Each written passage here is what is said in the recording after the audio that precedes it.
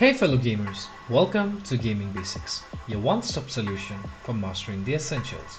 Let's dive in and level up together. In this video, I'm going to show you how to buy Pocket Grimoire in Genshin Impact.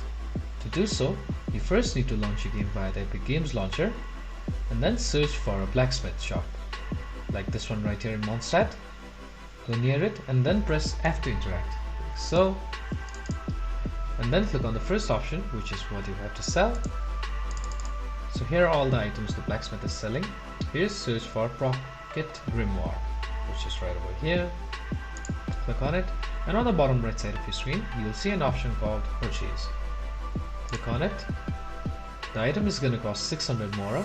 To confirm the purchase, just click on this Purchase button right here, and the item will be added to your inventory. If you found this video helpful, please give us a thumbs up. And if you have any questions for us, please feel free to mention us in the comment section down below.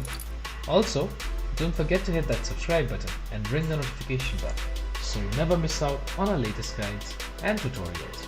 This has been your host Ace. Happy gaming!